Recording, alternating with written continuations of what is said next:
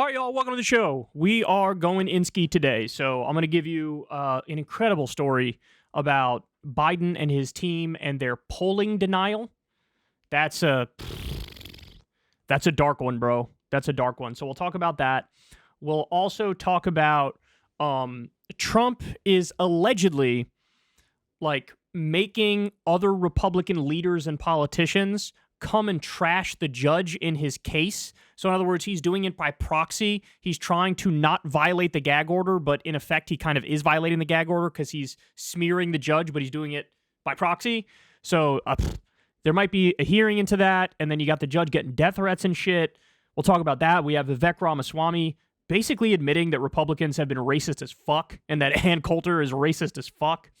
Kind of an interesting clip and eye-opening admission. I mean, I guess he little light bulb moment for him, but I don't think that's going to stop him from being, a conservative guy in his own respect. Then we'll get to Fox News is now claiming Democrats are going to steal 2024. Bill O'Reilly scolds both Trump and Biden. Fetterman he keeps getting worse. How is it even possible that a guy like him keeps getting worse? He already hit rock bottom, but he finds a new low below the previous low.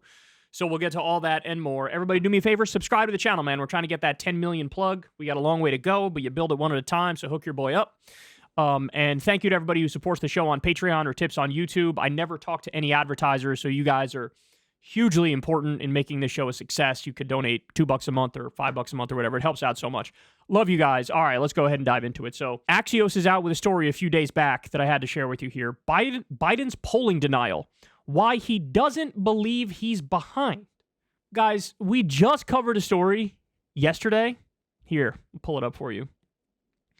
According to this new New York Times Siena poll, Biden is down 14 points in Nevada. 14! That's insane. Nevada, I always feel like, if anything, it leans a little more blue.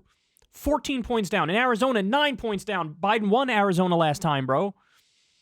Arizona, he's going to have to win that to win the White House. Georgia, he's down 8. Remember, he won Georgia last time. Pennsylvania, Trump up 4. Wisconsin, Trump +1. Only one that Biden's up in is Michigan, according to this poll. So, look, it's not, okay. It's not like, hey, the polls aren't great, you're a little bit down. It's like, homie, you're getting crushed in the polls right now. You're getting crushed. Even the polls that show Biden winning the popular vote by 1 or 2 points, which there are many like that. When you go into the specifics, he's still losing the swing states. That's what we go by, the Electoral College. It doesn't matter, even if you are up 1 or 2 points. Okay. All right. I'm going to try to reel it in here. Let's get back to this article. Let's dive into it. President Biden doesn't believe his bad poll numbers, and neither do many of his closest advisors. This is a death sentence, bro. So not only do you have your head in the sand, everybody around you is like, nah, you're up. The dismissiveness of the poor polling is sincere, not public spin, according to Democrats who have spoken privately with the president and his team. That bedrock belief has informed Biden's largely steady-as-she-goes campaign, even as many Democrats outside the White House are agitating for the campaign to change direction, given that Biden is polling well behind where he was 4 years ago. The public polling simply doesn't reflect the president's support, they say. In public and private, Biden has been telling anyone who will listen that he's gaining ground and is probably up on Donald Trump in their rematch from 2020. Homie has 88 criminal charges against him. He's in court every day. And in Biden's mind, he thinks we're gaining ground or maybe we're a little up.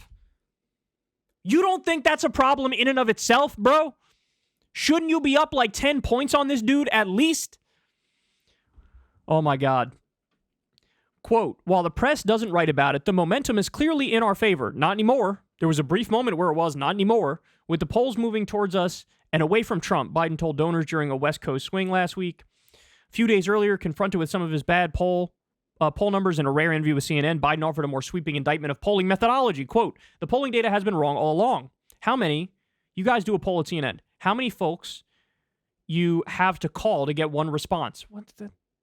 Has no bearing on the legitimacy of the poll. A New York Times Siena survey, which sampled more than 4,000 people across swing states, had Trump winning 5 of them among registered voters. A Bloomberg News poll last month similarly found Biden trailing Trump in 6 of 7 swing states. Some national polls have shown Biden ahead or tied with Trump, and in several other polls, the president is within the survey's margin for error. That's given Democrats and Republicans alike ammunition to claim they have momentum. Biden likes to cite his numbers in a recent PBS Marist poll, which shows him ahead.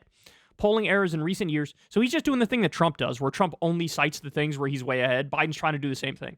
Polling errors in recent years prove that polling isn't destiny. Trump overperformed polls in 2016 and 2020, and Democrats did better than expected in many 2022 midterm contests. Many aspects of Trump's candidacy, including his legal battles, are unprecedented and add more mystery to election projections. However he feels about all the public polls, Biden is clearly well briefed on them and often goes deep into the crosstabs. We run strongest among likely voters in the polling data, Biden told wealthy donors in Medina on Saturday. Medina. And while the national polls basically have us among registered voters up by 4, among likely voters we're up by more. In the last 23 national polls, I've been ahead in 10 of them. Trump has been ahead in 8, and we've been tied in 5, he said at a campaign event in Tampa, Florida, citing surveys by Marist, Echelon Insights, and Marquette. Biden and his advisors have long felt underrated by the D.C. establishment of public polls. See, this is the problem. That, they actually did outperform all expectations in the 2020 midterm and in the 2020 election. So now they have this thing in their head where it's like, we're always underestimated, period. There can never be truth to the idea that maybe the naysayers are correct. This is sort of like the idea of Teflon Don, right? Everybody thought, oh my God, Teflon Don, he's Teflon, right? He never goes down. Well, turns out he never went down until he did. And he lost the 2020 election, and he just got fined $1 gazillion for 17 different types of fraud he did. He's not actually Teflon. The narratives are not true. The narratives are like cheap ways to try to understand reality. And in this instance, they're still convinced, nope, this is just like 2020, this is just like the primary, this is just like the general election. By the way, in the general election, most people thought he would win in 2020. And he did. He just didn't win by as big of a margin as the polls were showing he was going to win. But they're comforted by his come-from-behind 2020 primary victory. See? Just what I told you.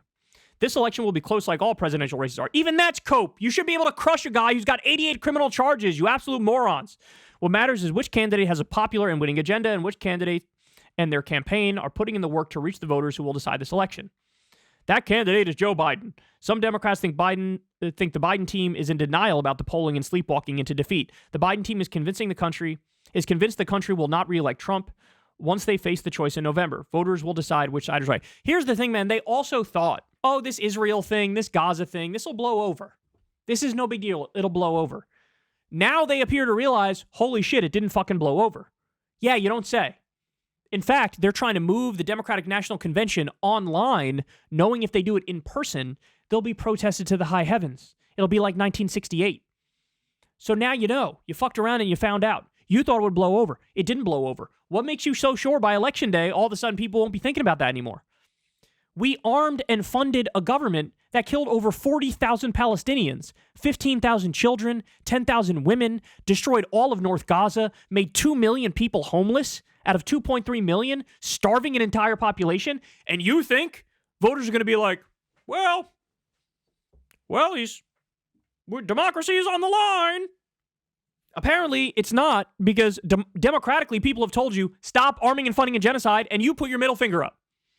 So now look, here's the main point. And this is why it's like the perfect storm of terribleness. It actually is true that in all of the primary polls vis-a-vis Trump, he's been overestimated over the other Republicans by 7 or 8 points. It's been consistent in every primary election. The polls would say one thing, and then the results of the actual voting would come in, and he'd be 7 or 8 points down. So there is a legitimate reason to think, hey, these polls are beefing up Trump more than the actual vote is gonna hand, right? There's a real reason to believe that. But here's the problem.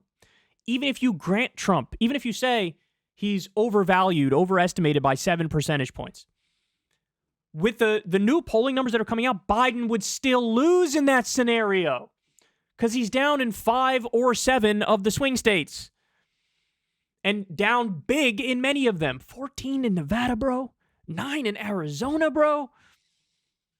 So even if you give him the Trump, hey, take 7 away from Trump, you're still down. You're still down. And guys, I've never seen a government with their head more up their ass. Even during the Bush years, you got the sense, while they weren't listening to people and they were continuing with the Iraq war, there was more of a sense of, okay, we got to navigate this better in the public. Whereas with Biden, It's a finger wag here, a finger wag there, a report that says Israel's committing war crimes, but so what? We're going to arm them. And then it's more money sent to them. It's another middle finger. You are cracking the skulls of the young voters who are protesting on college campuses and calling them anti-Semites in press conferences, and then you expect to win the youth vote? Bro, Biden's got to win the youth vote by like 30 points like he did last time in order to win the White House. He's down in some polls now. What are we talking about? So look, the reason why this is the perfect storm is because the Biden team is right that he was previously underestimated in the primary. That's true. The Biden team is also right that Trump is overvalued in the polls. That's true. But what they're wrong about is, even if that stuff is true, this is different, bro. Even if I grant you those things, you still lose the general election to a guy with 88 criminal charges. And if you truly believe what you say, that this guy's a threat to democracy, your fucking ass needs to step aside, right? Shit. Blindfold me, give me a dart, I'll throw it at a map of a list of the governors in the country, the Democratic governors. I'll take any one of those fuckers over Biden. Oh, man.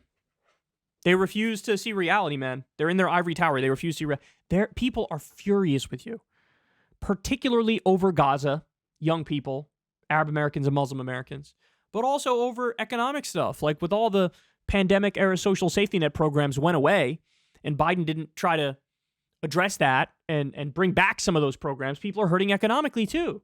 Yeah, the unemployment rate is low, but a lot of these are fucking gig economy jobs, right? People need to work 2 jobs, 3 jobs just to get by. Here's the thing, man. I have this sense. This is this, like in 2016, that was a change election. That was a fuck you to the establishment. Because we had Obama, and then they were trying to give it to Hillary. She's entitled to the next shot, right? And it was a fuck you when people voted for Trump.